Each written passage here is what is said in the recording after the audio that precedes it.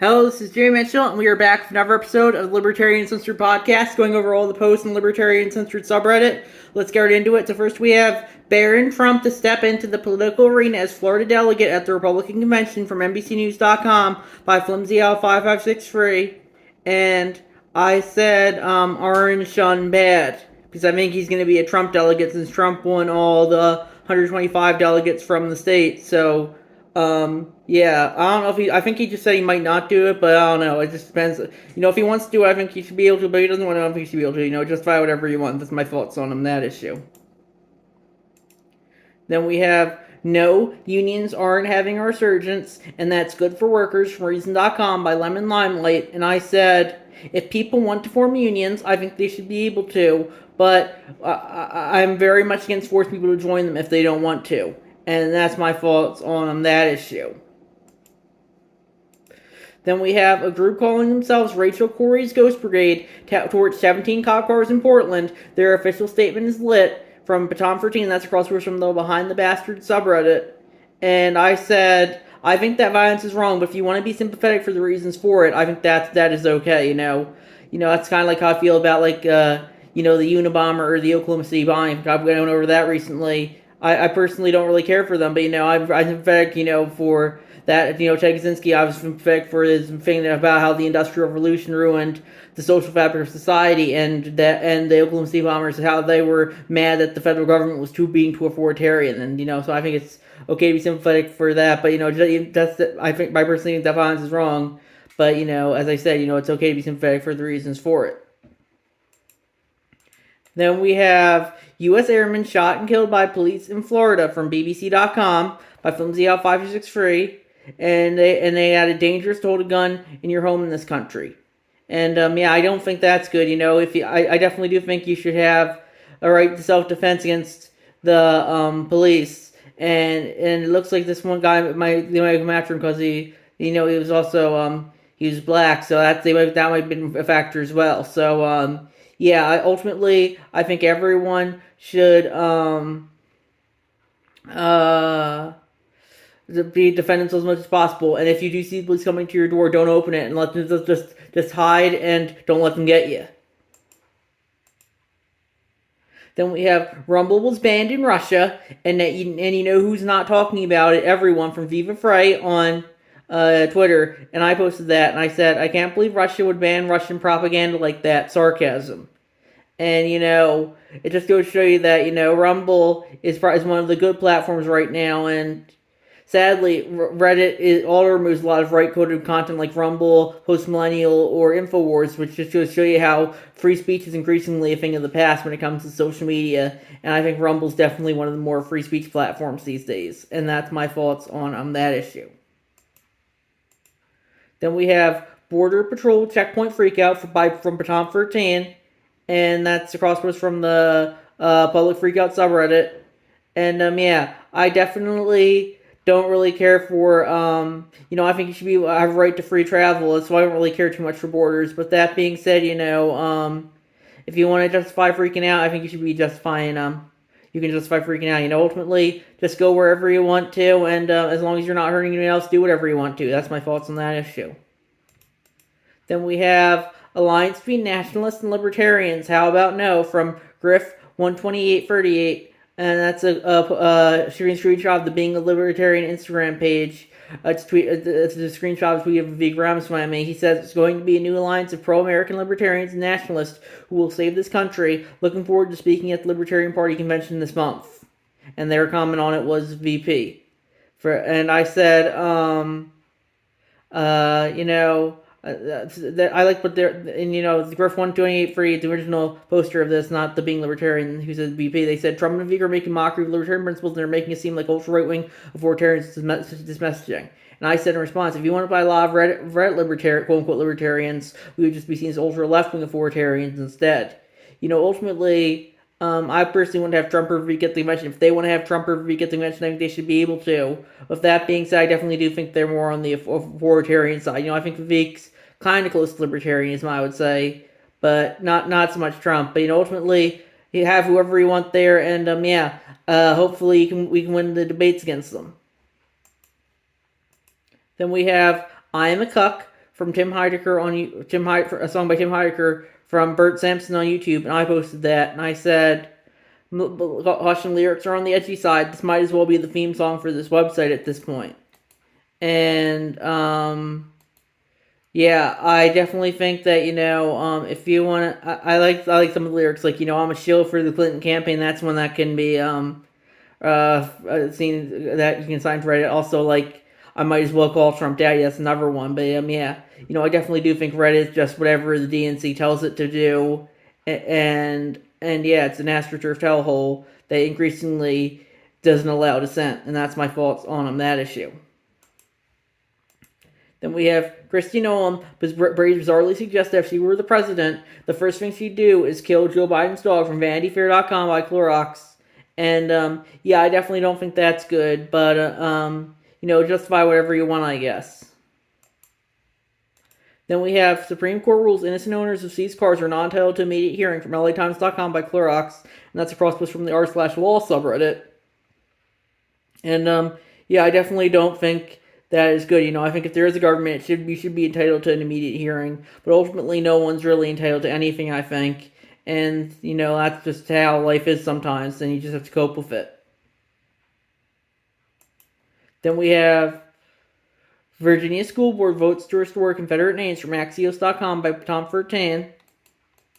And I said, Tom Fertan's comment was, unfortunately predictable pushback by celebrators in an authoritarian government that doesn't even last as long as Jennifer Aniston and Brad Pitt's marriage. And I said in response, you could argue that naming anything after U.S. government officials is celebrating an authoritarian government. And yeah, ultimately, any naming something after anyone is ultimately, everyone probably has probably did something wrong at some point in their life. So that's why I don't know if we should name something after anyone if they would might get offended by it.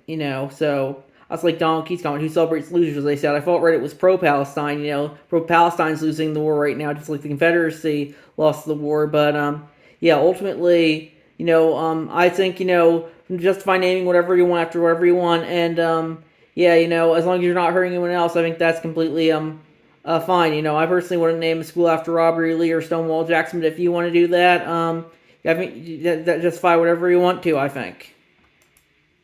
Then we have U.S. Border Patrol jurisdiction is out of control from ZL 5563, and that's across from the ACAB subreddit, and yeah, cities within the 100-mile border enforcement zone, and it's pretty much most of the country. And yeah, I definitely do think that's a little bit much. And that's why, I'm personally more anti-border than pro-border, and that's my thoughts on that issue.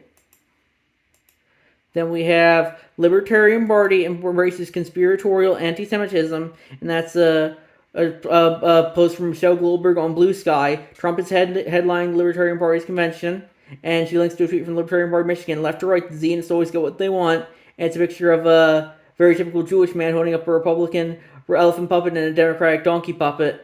And I would kind of I think that's kind of a little bit more on the anti-Semitic side, but ultimately I think that's kind of accurate how the Zionists control the U.S. government, and how a lot of the U.S. government is just Israeli government assets. And I said in response, it's supposed by Episcopal Church, by the way, I said, two of the most important figures in the LP right now are Dave Smith and Spike Cohen, both Jews. I guess they just have internalized anti-Semitism. And that's my thoughts on that issue. I think it's just some basic edgelording, and I think people are just reading too much into it, and that's my thoughts there. And we have, why would we stop that? Missouri Republicans oppose bill to end child marriage. Yes, this is one of them, no Photoshop. That's a post from Clorox, and that's a crossword from the White People Twitter subreddit. And average Redditor, kids can only consent to what I deem them able to consenting to, like gender surgeries and hormones. And that's my thought on that issue.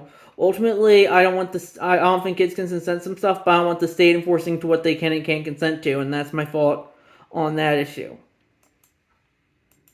Then we have, how many hours do you need to spend on the internet to develop a kitchens or fascism worldview, from Seamus Coughlin on Twitter, and I posted that, and that was him quote tweeting everything is fascism. Having a kitchen in your home is fascism. It's a tweet from two Discord users. Sweet Two Taste posted, Sophie Luce is right, we had to start with the kitchens. Abolish private kitchens. You set up public canteens in every street and block off flats, and you can move towards decentering family meal times and getting people in a more large-scale community mindset. Deconstruction of the family starts outside the family. And then this other user replies, but imagine the fascist backlash if you tried to do that, though. People do like their kitchens. And I said, it depends on what circles you interact with, I think, to his initial question, how many hours do you spend to develop a kitchen or fascist worldview? And, ultimately, I think, that's pretty much the internet for you. Everyone, any dissent at all is going to be seen as fascism, and that's why you got to ignore these people sometimes, I think, and just let them yell at themselves. Then we have Katie Britt is back at it, pushing a bill to launch a pregnancy tracking federal database, Small Government Republicans, from Salon.com by Clorox. And, I definitely don't think that's good. There's probably so many tracking federal databases at this point, but they probably lost count of them all. So that's my thoughts on that issue. Then we have Argentina's chainsaw anarcho-capitalist leader Javier Milei defies inflation doubters from USAtoday.com by Ninja Lover, and they added Milei's libertarian-laced austerity shock measures that translate into lower inflation rates every month for the last 3 months. And I think that just goes to show you that libertarianism works, and that's my thoughts. Libertarianism, small government, economic works, and that's my thought on that issue. Then we have Bill Maher destroys the media from Bill Maher on YouTube, and I posted that, and I said, nice segment from Maher, the media, much like the government, is not your friend. People need to learn to control their own destinies and not let those in positions of power and influence do it for them. And that's my thought on that issue. Ultimately, I think people just say and do whatever they want, follow whatever they want, and increasingly you can do that, and that's why I think that's what I like about the world these days. Increasingly, you're able to find whatever perspective you want, and find like-minded individuals who can support that perspective, and that's one of the best things about social media, I think, and that's my thoughts on that issue. Then we have, I want pedophiles to be held accountable for violating children's innocence. I just don't trust the state to do it, just like I don't trust the state to do anything else, especially since the state seems to have tons of pedophiles in it. Like Epstein Island, and that was a tweet that I posted, and that was a post that I posted as well. So I said, I personally think, we shouldn't have kids consenting to stuff like marriage or sex, but ultimately I don't know if we should have the state enforce that. I'd rather have the vigilante justice enforce that, because I don't trust the state with a legal monopoly on the use of force to do anything without exceeding the authority given to it, and that's my thoughts on that issue. Ultimately, I don't really care for violence, but ultimately all power does ultimately revolve around physical force, like it or not. When someone is actively raping a child, you need to use force, in my opinion, and that's my thoughts on that issue. Then we have What the Fuck Libertarians, a crossword from the Political Compass meme subreddit, and I posted that, and that was the True Conversationalist format, and the guy at the Political Compass says, hey libertarians, how's it going? And the Libertarian Party New Hampshire tweets, correct, libertarians believe that if no one was voluntarily willing to feed a baby, then the baby should be allowed to perish. No one's entitled to the labor or efforts of others. And then the guy with the Political Compass on him goes to the off-left quadrant, he says, yeah. And I said to that, LPNH is correct. No one is entitled to the labor or resources of others, regardless of their age or disability status. And that's my thoughts on that issue. Then we have, why are some Republican lawmakers hell-bent on preserving child marriage, from RollingStone.com by Donald Key. And, we just kind of talked about that, but yeah, it just goes to show you that, ultimately, some people will justify what they feel like. I personally am against child marriage, but I don't know if I want the government to be enforcing that, because I don't know if I can trust the government to enforce anything personally, and that's my thoughts on that issue. And then we have A.J. Jacobs on his Year of Living Constitutionally from CBS Sunday Morning on YouTube, and I posted that, and I said, just saw this guy promoting a book at my local library today. It was very interesting. The beauty of the Constitution is a lot like the beauty of the other book that Jacob spent a year living under, the Bible. It can mean as much or as little as you want it to, and the interpretations of it are always changing. And that's my thoughts on that issue. And I think we might, let's see if there's anything new. No, so we're going to wrap up there. I'll see you guys next episode. Bye.